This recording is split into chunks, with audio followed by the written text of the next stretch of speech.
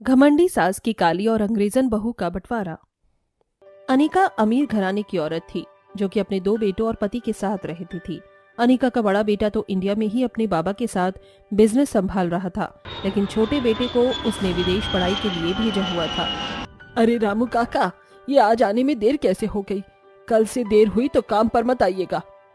अनिका अपने काम करने वालों से इसी तरह से पेश आती थी। अमीरी की वजह से अनिका के अंदर 20 साल की लड़कियों से भी ज्यादा एटीट्यूड था। शांति, मेरी चाय में इतनी शुगर क्यों डाली है? वो क्या वो? अब इस चाय को तुम ही पियो। इतनी मीठी चाय पिलवाकर तुम मेरी फिटनेस खराब करना चाहती हो क्या? सारा दिन अनिका अपने नौकरों को बात बात पर डांटती रहती थी। वैसे नौकरों को कितना ही समझा लो, उन्हें कोई बात समझ कहाँ आती है। मैं तो सोच रही हूँ कि अब अपने घर में भी एक बहू ही ले आऊं। अनिका के मन में अपने बड़े बेटे की शादी का ख्याल आया। देखिए जी, मैं कोई बड़े घराने की लड़की अपने ओम के लिए नहीं लाऊंगी। बड़े घराने की लड़कियों के बड़े नखरे होते हैं। कोई सीधी सादी सी गरीब घर की बेटी मिल जाए, मैं तो उससे ही अपने ओम की दुल्हन बनाकर शादी कर लाऊंगी। माँ, आपको जो सही लगे वही कीजिएगा। ऐसे बोलकर ओम ने बात को खत्म कर दिया।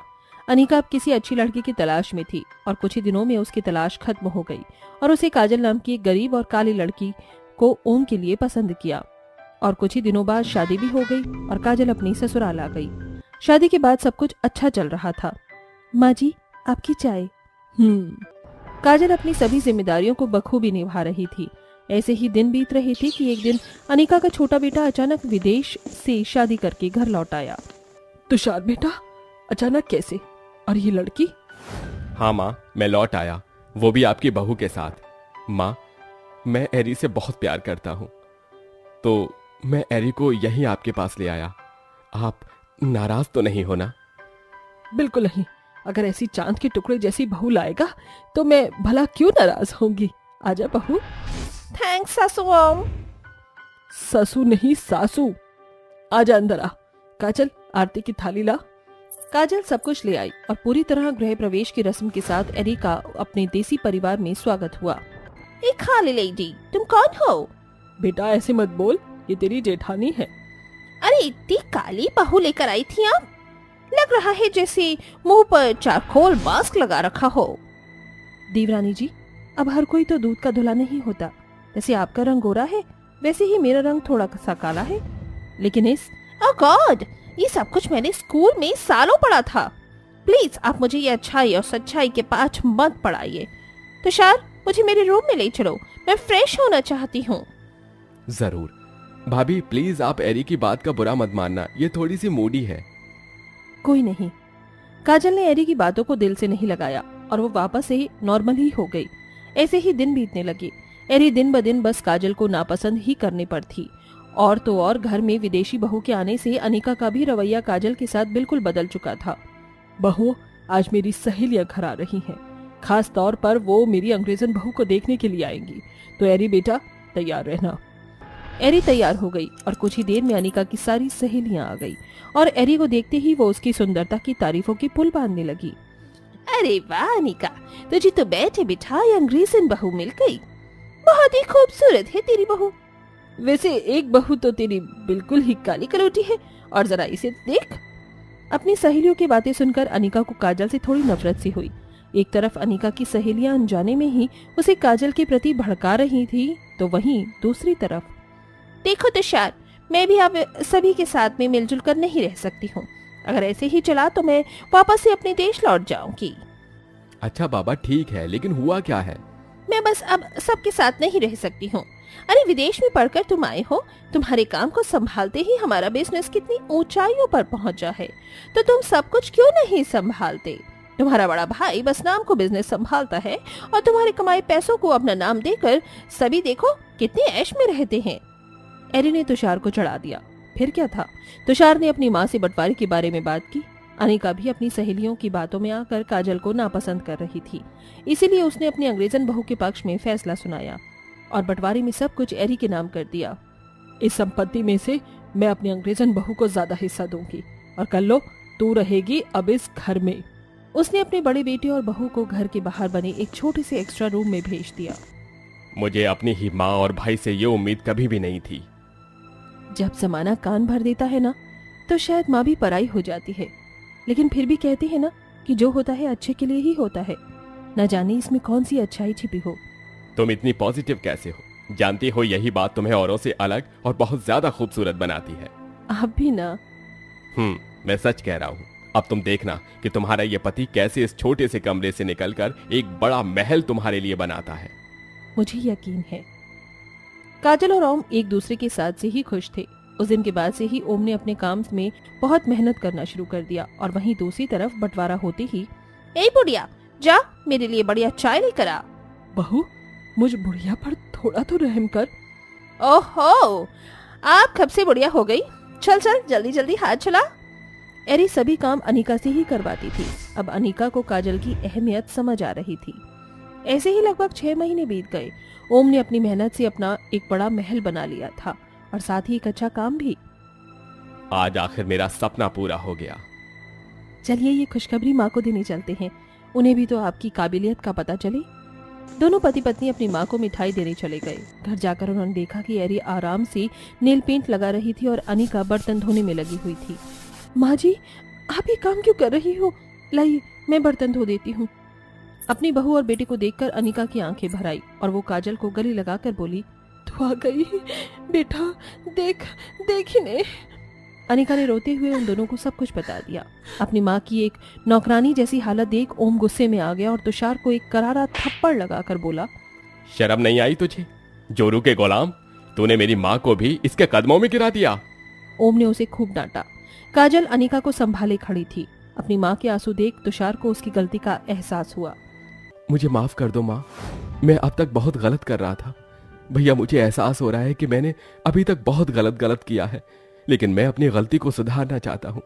आप प्लीज वापस आ जाइए, हम सब कुछ पहले जैसा कर देंगे। पर और अगर किसी को भी इससे आपत्ति है तो वो जा सकता है। एरी, अब चाहे तुम जो बोलो, मैं तुम्हारी बातों में नहीं आऊंगा। अगर तुम्हें मेरे परिवार के साथ मिलजुल कर रहना है तो ठीक ठाक, वरना तुम जा सकती हो। तुषार की बात सुनकर एरी डर गई। उस दिन अनिका को उसके बेटा और बहू वापस मिल गए थे। अब सभी एक साथ रहते थे। सभी के साथ रहकर एरी का स्वभाव भी बदल रहा था और सभी खुशी खुशी रहते थे। कल्याणी के बड़े बेटे केशव की आज शादी थी। सब कुछ अच्छे से हो रहा था, लेकिन अरे केशव बेटा, इस ऋषभ का कहीं पता है? नहीं माँ, काफी देर से दिखा नहीं। एक तरफ कल्याणी ऋषभ का इंतजार कर रही थी तो वहीं दूसरी तरफ अपने भाई के साथ साथ ऋषभ अपनी पसंद की एक मुस्लिम लड़की से मंदिर में शादी कर रहा था। ये जिंदगी हमारी है तो इसके फैसले लेने का हक भी सिर्फ हमें ही होना चाहिए। ऐसा बोलकर ऋषभ ने हूर की मांग में सिंदूर भर दिया और फिर ऋषभ हूर को अपने साथ लेकर अपने घर पहुंचा। घर पहुंचकर ऋषभ ने देखा कि उसका भाई भी दरवाजे पर उसकी भाभी के साथ गृह प्रवेश के लिए खड़ा हुआ है। देखो तो हूर, हम कितने सही समय पर घर पहुंचे हैं। अब तुम भी अपनी गृह प्रवेश की रस्म के लिए तैयार हो जाओ। मुझे तो थोड़ा डर लग रहा है ऋषभ, अगर तुम्हारी माँ ने मुझे नहीं अपनाया तो? तुम फिक्र मत करो, माँ तुम्हें जरूर अपनाएगी। ऐसे बोलकर ऋषभ हूर को उसका हाथ पकड़कर अपने दरवाजे पर ले गया। माँ, अपनी इस बहू का गृह प्रवेश नहीं कराओगी? ऋषभ की बात सुनकर सभी ने उसे देखा। बहू? लेकिन किसकी? माँ, ये आपकी ही बहू है और मेरी पत्नी। तूने शादी? हाँ माँ, मैंने। इससे पहले ऋषभ कुछ और बोलता, कल्याणी ने उसे एक जोर का थप्पड़ लगाया। नालायक, इतना बड़ा फैसला तूने मुझसे बिना पूछे लिया भी कैसे? माँ, ये जिंदगी मेरी है तो इसके फैसले लेने का हक भी सिर्फ मुझे ही होना चाहिए। वाह वाह वाह वाह, अब माँ की तेरी जिंदगी में कोई अहमियत नहीं रही। अरे सत्यानाशी, अगर शादी कर भी रहा था तो कोई अपने धर्म की लड़की नहीं मिली तुझे? उठा लाया इस पर्दे नशीन को। माँ, ये हूर की हया है, समझी? और क्या होता है ये धर्म मजहब? सबसे पहले हम सभी एक इंसान हैं। माँ, पहले से गुस्सा करने से क्या फायदा है? आप कुछ दिन हूर के साथ रहकर तो देखिए, अगर तब भी आपको हूर से कोई शिकायत लगे तब आप मुझसे बोलना। अपने बेटे को देखकर कल्याणी का मन पिघल गया, लेकिन हूर के लिए अभी भी उसके मन में कोई दया नहीं जागी थी। ना चाहते हुए भी कल्याणी को हूर का गृह प्रवेश कराना पड़ा और सभी मेहमानों के सामने हूर को अपनी बहू भी स्वीकारना पड़ा। अगले दिन, माँ जी, आज तो मेरी। हाँ बहू, आज तेरी पहली रसोई है, जा रसोई में जाकर देख, मैंने तेरे लिए कितना सारा राशन मंगवाया है, जो भी तेरा मन हो वही बना देना। पूजा खुश हो गई और रसोई में चली गई। वहीं पास में हूर भी खड़ी हुई थी। माँ जी, मेरी पहली। ओहो, तो मुस्लिमों में भी पहली रसोई होती है? हाँ माँ जी, अब मैं भी आपके ही परिवार का हिस्सा हूँ। चल चल, अपनी बकवास बंद कर। वहीं रसोई में जो राशन पूजा का बच जाए उसी से कुछ बना देना। ऐसे बोलकर कल्याणी चली गई। हूर ने भी अपनी रसोई में कदम रखा। जेठानी जी, जो सामान अभी आपके काम का नहीं है वो आप मुझे दे दीजिए। ओहो, तो अब तुम्हें भी मेरी पहली रसोई में टांग अड़ानी है? ऐसा मत कहिए, आज मेरा भी ससुराल में पहला दिन है। मुझसे बकवास मत करो, मैं मुसलमानों के मुंह नहीं लगती और यहाँ सब कुछ मेरे काम का ही है, तो तुम यहाँ से निकल जाओ। हूर बेचारी अपने ससुराल में डरी सहमी सी थी। वो अपनी जेठानी के बोलने से बाहर आ गई।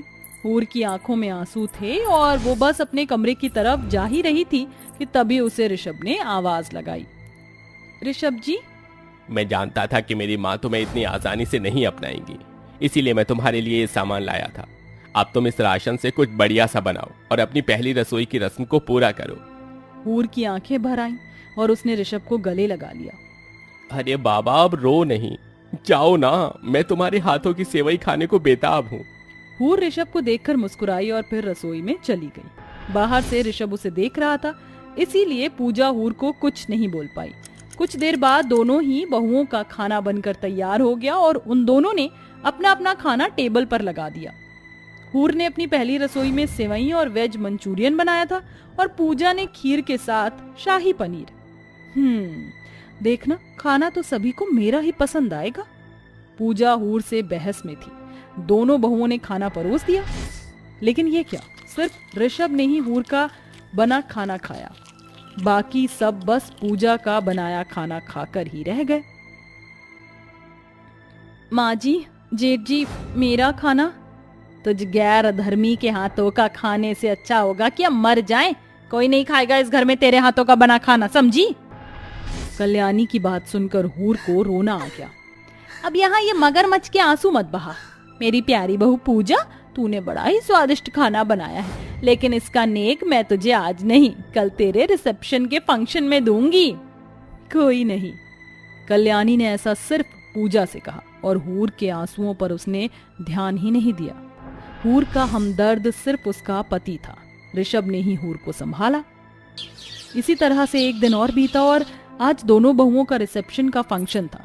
कल्याणी हूर का रिसेप्शन करवाना तो नहीं चाहती थी, लेकिन जमाने की बातों से बचने के लिए उसे हूर का भी रिसेप्शन करना पड़ा। पूजा बहू, ये ले, आज रिसेप्शन में तू ये साड़ी और इन्हीं गहनों को पहनकर तैयार हो ना। जी माँ। हूर की आंखों के सामने कल्याणी ने पूजा को बहुत तोहफे दिए और बेचारी हूर बस उसका मुंह ताकती रह गई। ऐसे ही रिसेप्शन के फंक्शन में भी हुआ। सभी बस पूजा को ही तोहफे दे रहे थे।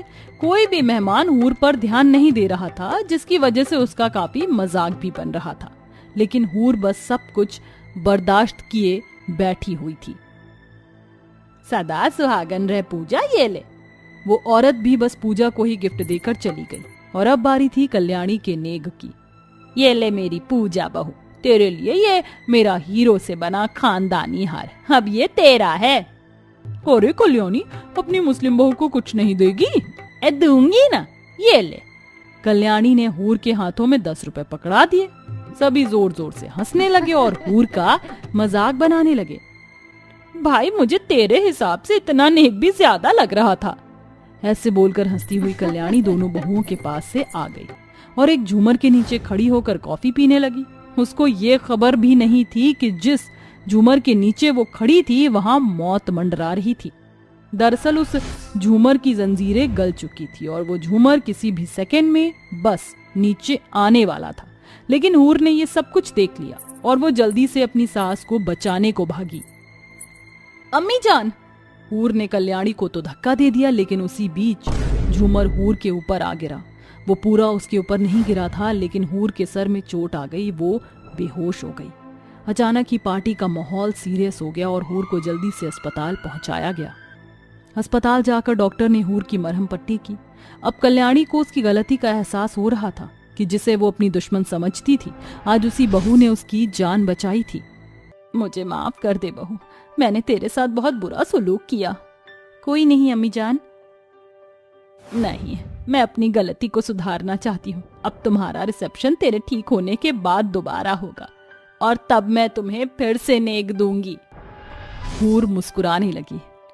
अब उसे उसके ससुराल में अपना लिया गया था। फिर क्या था, कुछ दिनों बाद जब हूर सही हो गई, दोबारा से फंक्शन रखा गया। सभी ने दोनों बहुओं को बराबर तोहफे दिए और कल्याणी ने भी दोनों को एक ही समान नेक दिया और सभी खुशी खुशी रहने लगे।